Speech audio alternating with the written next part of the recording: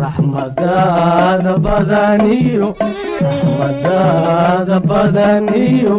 naxariis ku bari goobtaasaanu naalaa dhaxanta ah ee barafka ah ayaanu naalaa abaartaasina wayna haysaa adduunka yagii waa aragtaa ee dadweynaha noogu dhexdhaca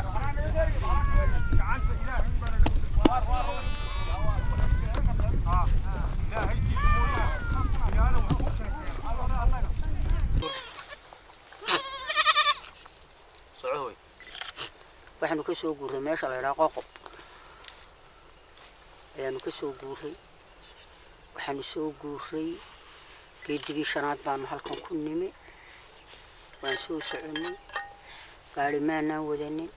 gaadiidna maanaan wadanin dameerta yar baan noo gaadiidahay waxaan ku sidanay 2 jirikaan iyo inta yar saxayda ah ayaanu ku sidanay waabkan iyo bacaan yar yar ee noo dhisa waanu ka nimi markii aanu ka nimina arigii dabeeta aanu wadanay waxaanu kaga nimi jidku fariis markaa kii fariista waan soo dhaafnaa ma soo kaxaysano dee awood baanaanu haynin waan soo guurnay waxaanu nimi magaalada Hargeysa meel yaroo dhankaa ka xigta oo Burcada la yiraahdo aanu nimi waxaanu hoyanay 18 habeen halka dabeed Burcada la yiraahdo 18 baanu hoyanay waxaan naga dhintay gurigii aanu fadhinay 20 ida ah riyo wax la yiraahdo naga ma dhimanin 20 ida ah baan naga dhintay aniga Hargeysa inoo soo galay wiilal dabadaan hooyo oo magaalada joogay baan arigii yaraa waxba kama harin in riyaha dhowr iyo 30 baa joogta idii yaraa way ka socdeen markaa dabeed waxaan doonaynaa inaynu galbeedka dadku u guuro dhulka la leeyahay adduunyada waxbay ka cunaysaa inaynu u guurno oo aynu tagno baabuur inoo qalqaaliyo nin dabeed inanka inamada u seediya oo inan yaroon hooyo waxay qabo habar yoorisa ayaa dabeed dhowr ayaamood ilaa 7-8 cisho baabuur noo doonay baabuuradii dabeed soo guraayay qufrada ee ka soo guraayay wajaale ayuu noo helay kiibu dabinay baabuur baan idin helay bal kharash meelun ka doono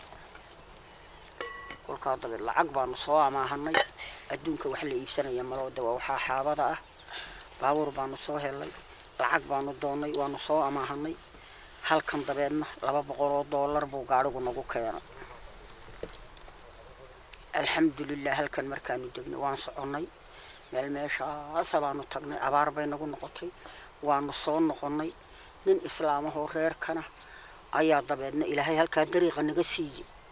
kiiba yiri dabeed xagee ku socotaan meel ku aanu garan mayna baan meel aanu ku soconay dee dadka guurayun baanu dhex qaadno abaar baan galoo dabeed waan soo noqonay ninkii baa yiri ina keena una soo kaxay halkan buu na fura markuu na furay dhirta qaraaraad ku dabeeta noo taaqtaaqay ayuu dabeedna yiri aroorta hadii alla yaraa beeraan leeyahay ana idin geynaaye arigana soo waraabiya kolka dabeed beeraan leeyahay halkaas ana idin geynaaye sidii uu dabeedna islaamkii nagu dajiyay dadkii dabeed islaamka ahaana waxaanu u nimi ummad wanaagsan oo islaama biyaha cabba halkana biyihiin soo cabba dhaansada ariga waraabsada goorta doontaan bacab alxamdulillah dabeed waan ku degnay sidii baan ku joognay 7 habeen baan guriga u hooyanay waa ma sha Allah iyo caafimaadkaasaan ku degnay gacalka iyo dadka iyo maalinkan maanta ummadda wanaagsan inuu dhulka ugu nimina waa khayraad badan oo waa mahadsan yihiin dawladda iyo dadkaas oo soo gaareen jiraan maya oo wax nin kana ama bustayaal ama waxa weeye imaan araga yar baan la joogo inan baa guriga joogtay gabadh baa guriga joogtay kolka baabuur halka istaagay ayaa 2 bustalna looga soo dejiyay inaan askariya baa noo keenay bay tiri markaa inaan askariya baa noo keenay kolka 2 busla way noo yimaadeen alxamdulillah iyo khayr xaaladaad maanta joogtaan waxa inoo xaaladdan maanta joogno ilaahay wuxuu dambaysiin mooyaane waan mahadsanay waxa inoo daran maxay tahay maanta waxaad maanta tabaysaa ma jira waan tabaynaa waxaan tabaynaa raashin ma haysano waanu raashin la'anay waxaanu tagaynaa baca ma haysano wixiina loogu gargaarayna lagu deeqa waa maasha Allah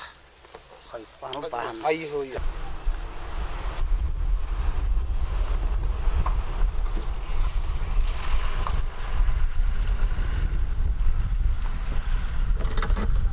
على محمد مقعيق وصدحان waxa la yiraahdaa walaal Axmed Jaamac Geele